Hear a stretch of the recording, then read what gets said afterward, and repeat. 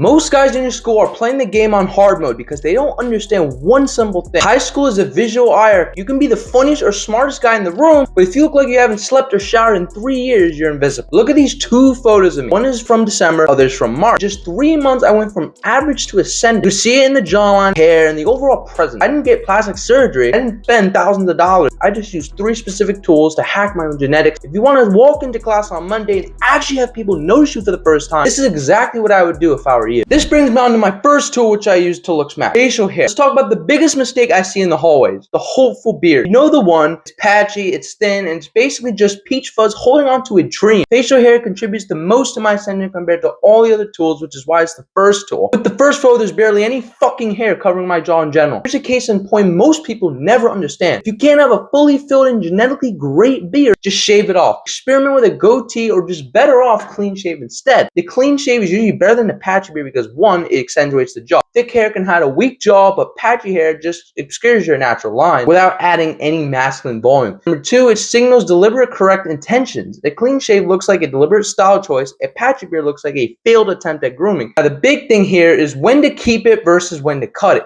Keep it if the growth is dense enough to create a solid shadow or outline of the jaw. Cut it if there are visible bald spots on the cheeks or if the hair is thin, wispy, aka the peach fuzz. If you don't know the potential of your beard genetics yet and want to experiment though, use minoxidil on your facial hair to encourage hair growth. Here now we have hairstyle for a second tool. I would say this is the next big thing that helped me ascend noticeably, so you should listen. Our hair is the most important accessory you wear every day. In my before photo, my hair had no direction. It was just a bowl that made my face look rounder and softer, whereas with the after photo, there was a clear intention of having a mid-skin fade haircut with volume just being placed on the top and nothing on the sides. What people don't realize is that you have to base your hairstyle off your face shape. If you don't match it up right, then everything will look disproportionate, which will not lead to good results in the real world, like dating, etc. These are the 9 main face shapes that you can have. You're bound to have one of them, and even if you know your face shape but still can't decide what hairstyle to go with, look up models and actors online or on Pinterest, whatever, to get inspired.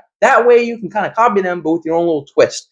Gotta fit an archetype, you know? I myself have a more round face shape, so that's why I did what I did. The type of hair for round faces includes, first of all, verticality. Height on top elongates the face into an ideal oval shape. The hair on the top maintains width control. Skin fades remove sidewalk that makes the cheeks look wider and chubbier. Then finally, the fade is good at adding angles. Sharp fades provide the masculine edges that circular faces lack. The next important part right here though is how to maintain it, because you can achieve the haircut or style all you want, but if you can't keep it and it's inconsistent all the time, then what's really the point? It's exactly like the physique side of things, which I cover on this channel a bunch as well. Y'all put so much discipline and hard work into getting lean and aesthetic, but once you achieve it, you can't maintain it worth a shit. You basically gain all the fat right back. It's really a shame. If you haven't made this mistake yet, don't. It'll save you a lot of wasted time and aggravation. The first thing to maintain this sort of hairstyle is matte clay. Best for maximum lift and volume. It's thick and dry, so it keeps the hair standing up without adding too much weight or shine.